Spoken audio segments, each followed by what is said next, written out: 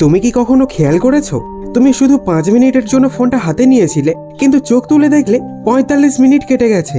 তুমি বলেছিলে একটু রিল দেখবো, কিন্তু ওই একটুর মধ্যে কিভাবে ঘন্টাখানেক চলে গেল সেটা তুমি নিজেও জানো না। এইভাবেই ধীরে ধীরে চুপিসারে তোমার মোবাইল তোমার স্বপ্নটাকেই খেয়ে নিচ্ছে, তোমার ভবিষ্যৎটাকে শেষ করে দিচ্ছে, কিন্তু তুমি বুঝতেই পারছো না। তাই আজ আমি তোমাকে বলবো এমন 6টি পয়েন্ট যে কিভাবে একটা মোবাইল ধ্বংস করে জীবন, এমন কি কি ক্ষতি করছে যা তুমি বুঝতেও পারছো না, আর কিভাবে তুমি বুঝবে তুমিও কি আসক্ত, এবং শেষে থাকবে কিভাবে তুমি এর থেকে বের হবে। তাই একটাও পয়েন্ট মিস করবে না, না হলে তোমারই লস। তো পয়েন্ট নাম্বার 1, বাস্তবসম্মত একটা ছোট্ট গল্প। তুমি কি কখনো এমন কাউকে দেখেছো যে ছিল প্রচন্ড মেধাবী, কিন্তু আজকে তার খবর কেউ রাখে না? আজ আমি তোমাকে এমন একজন ছেলের গল্প বলবো যার নাম সায়ন। সায়ন ছিল একটা মধ্যবিত্ত পরিবারের ছেলে। বাবা একটা দোকানে কাজ করতেন, মা গৃহিণী। ছোট থেকেই শান্ত, ভদ্র আর খুব মেধাবী ছাত্র ছিল সে। স্কুলের শিক্ষকরা তাকে বলতো, তুই একদিন বড় কিছু করবি রে, তোর মধ্যে আলাদাই কিছু আছে। কিন্তু সেটা শুধু কথার কথা ছিল না, ওর নম্বর, ক্লাসে পারফরমেন্স সবই প্রমাণ করতো সে এক্সট্রা অর্ডিনারি। কিন্তু একটা সময় এলো যখন সায়নের হাতে একটা স্মার্টফোন দেওয়া হলো। বাবা মা খুশি হয়ে বলল, তুই তো পড়াশোনা নিয়ে এত সিরিয়াস, এই ফোন দিয়ে তোর কাজে অনেক সাহায্য হবে। প্রথমে ঠিক সেটাই হলো। ও ফোনে পিডিএফ খুলে পড়তো, ইউটিউব থেকে শিক্ষামূলক ভিডিও দেখতো, কিছু অ্যাপ ব্যবহার করত। কিন্তু ধীরে ধীরে ফোনের notification, message, funny video, reel, এইসব ছোট ছোট ব্যাপারগুলো ওর ভেতর একটা মাদকাসক্তির মতো অভ্যাস তৈরি করে দিল। ও আর বুঝতেই পারলো না কখন ফোন ওকে চালাতে শুরু করলো। একটা সময় এলো যখন বাবা মা বলতো, তুই বই পড়ছিস তো? ও বলতো, হ্যাঁ মা, ইউটিউবে ক্লাস নোট দেখছি। কিন্তু আসলেও তখন গানের ভিডিওতে লাইক দিচ্ছে, মিম শেয়ার করছে বা রিল দেখে হাসছে। দিন যেতে লাগলো, রেজাল্ট খারাপ হতে লাগলো, নিজের উপর কনফিডেন্স কমতে লাগলো, এমনকি ক্লাসেও মন বসতো না। অবশেষে একদিন স্কুলের একজন শিক্ষক ডেকে বললেন, সায়ন, তোর মধ্যে যে আলো ছিল সেটা কোথায় গেল রে? তোকে দেখে এখন আর আগের সায়ন মনে হয় না। সেই দিন সায়ন প্রথমবার ভাঙলো ভেতর থেকে। সে নিজের দোষটা বুঝলো, কিন্তু এতদিনে দেরি হয়ে গিয়েছে। পয়েন্ট নাম্বার 2, মোবাইল কিভাবে ধ্বংস করছে আমাদের জীবন। তুমি জানো কি, এই গল্প শুধু সায়নের নয়, আজকের দিনে শত শত হাজার হাজার ছাত্রছাত্রী এই একই ফাঁদের শিকার। এটা তোমারও হতে পারে। তুমি হয়তো সকালবেলা ঠিক করেছিলে আজকে ঠিক মতো পড়বো, কিন্তু তারপর একটা নোটিফিকেশন আসলো, বন্ধু একটা রিল পাঠিয়েছে। তুমি বললে দেখি একবার, তারপর পড়বো। রিল শেষ হতেই একটা নতুন ভিডিও খুলে গেল, তারপর আরেকটা, তারপর ইউটিউবে চলে গেলে একটা ব্লগ দেখলে, তারপর গেম খেলতে শুরু করলে। হঠাৎ ঘড়ি দেখলে 1 ঘন্টা 42 মিনিট কেটে গেছে। তুমি অবাক হয়ে ভাবো, আমি তো একটু দেখার জন্য ফোন হাতে নিয়েছিলাম। এইটাই মোবাইলের গোপন ফাঁদ। তো পয়েন্ট নাম্বার 3, মস্তিষ্কের বিজ্ঞান, ডোপামিন ট্র্যাপ। তোমার মস্তিষ্কের একটা প্রধান কাজ হচ্ছে আনন্দের রাস্তা খোঁজা।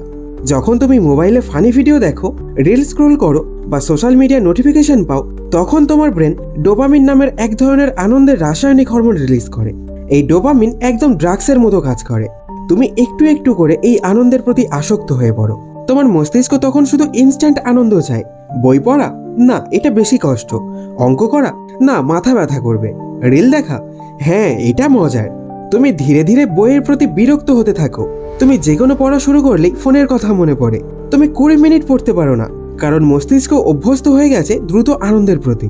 এই অভ্যাস যদি 2 মাস চলে, তাহলে তোমার মস্তিষ্কই পড়ায় মন বসতে দেবে না। এটাই অ্যাটেনশন স্প্যান কোলাপস নামে পরিচিত। তুমি আর কোনো গভীর কাজ করতে পারো না। তো পয়েন্ট নাম্বার 4, মোবাইল কি কি ক্ষতি করছে তুমি হয়তো বুঝতেই পারো না। তোমার ফোকাস নষ্ট করছে, তোমার ঘুম নষ্ট করছে, তোমার মুড খারাপ করছে, তোমার টাইম ম্যানেজমেন্ট শেষ করে দিচ্ছে, তুমি অলস হয়ে যাচ্ছ, তুমি শুধু অন্যের সাফল্য দেখে ডিপ্রেশনে যাচ্ছ, তোমার বাস্তব জীবনের বন্ধুত্ব, পরিবার সব দূরে চলে যাচ্ছে। তুমি হয়তো বলবে, আরে ভাই, একটু ফোন তো সবাই চালায়। ঠিক, কিন্তু প্রশ্ন হচ্ছে, তুমি কি ফোন চালাচ্ছ না ফোন তোমাকে চালাচ্ছে? পয়েন্ট নাম্বার 5, আসক্তির লক্ষণ। তুমি কি আসক্ত? এখনই চেক করে নাও। 1, দিনে 10 বারের বেশি ফোন চেক করো। 2, ঘুমাতে যাওয়ার আগে ফোন হাতে নিয়ে ঘুমাও। 3, পড়তে বসে বারবার ফোনের চিন্তা আসে।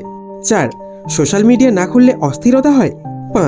5 মিনিটে পড়া শুরু করার কথা বলেও 1 ঘন্টা চলে যায় স্ক্রোল করে। যদি এর মধ্যে 3টের উত্তর হ্যাঁ হয়, তাহলে তুমি অলরেডি আসক্ত। এবং এটা শুধু একদিনের সমস্যা না, এটা ধীরে ধীরে তোমার লক্ষ্য, ভবিষ্যৎ, মস্তিষ্ক, আত্মবিশ্বাস সব শেষ করে দিচ্ছে। তুমি পড়তে বসে 30 মিনিটে একটা অধ্যায় শেষ করতে পারতে, কিন্তু ফোনের ডিস্ট্রাকশনের কারণে সেটা হচ্ছে 2 ঘন্টায়। তুমি পড়ার সময় 5 বার ফোন চেক করছো, তার মানে 5 বার তোমার মনোযোগ ব্রেক হচ্ছে। আর প্রতি ব্রেকের পর আবার ফোকাসে ফিরতে 20 মিনিট সময় লাগে। তোমার ব্রেন এতটাই গুলিয়ে যাচ্ছে তুমি আর ধরতেই পারছো না কি পড়লে কি বুঝলে। এবং সবচেয়ে ভয়ানক জিনিস, তুমি নিজের প্রতি বিশ্বাস হারিয়ে ফেলছো। পয়েন্ট নাম্বার 6, কিভাবে এই ফাঁদ থেকে বের হবে। এখন আমি তোমাকে এমন কিছু রিয়েল সলিউশন দেব যা তুমি আজ থেকেই করতে পারো। 1, ফোনে গ্রে স্কেল মুড চালু করো, সব রং ফিকে হয়ে যাবে, ফোন আর আকর্ষণীয় লাগবে না। 2, হোম স্ক্রিনে কোনো সোশ্যাল মিডিয়া অ্যাপ রেখো না, ফার্স্ট পেজে শুধু পড়াশোনার অ্যাপ কিংবা ব্ল্যাঙ্ক। 3, সপ্তাহে একদিন নো স্ক্রিন ডে রাখো, তুমি বই পড়ো, হেঁটে বেড়াও, পরিবারে সময় দাও। 4, পোমোডোরো টেকনিক ব্যবহার করো, 25 মিনিটে পড়া, 5 মিনিট রেস্ট। এইভাবে 4টে সেশনের পর 20 মিনিট বিশ্রাম।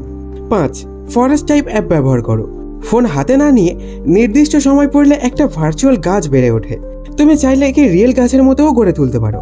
6, ইউজেস লিমিট সেট করো সোশ্যাল মিডিয়া অ্যাপে, দিনে সর্বোচ্চ 30 মিনিট, তারপর অটো লক। 7, রাত 10টার পর ফোন বাইরে রেখে ঘুমাও। তুমিই ভাবো, তুমি যদি 1 বছরে দিনে মাত্র 2 ঘন্টা করে মোবাইল এড়িয়ে পড়তে পারো, তুমি 730 ঘন্টা পড়বে।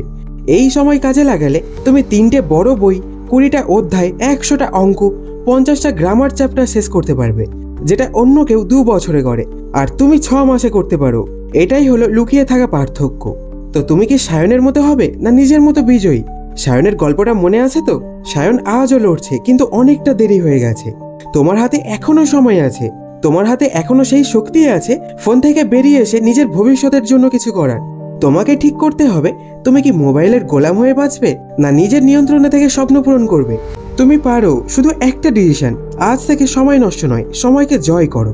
তোমার যদি এই ভিডিওটা ভালো লেগে থাকে তাহলে এটা শেয়ার করো তোমার সেই বন্ধুর সাথে যে সারাদিন মোবাইলে ডুবে থাকে, আর কমেন্টে লিখে বলো আজ থেকে মোবাইলে কতটা সময় কমানোর প্রতিজ্ঞা নিচ্ছ।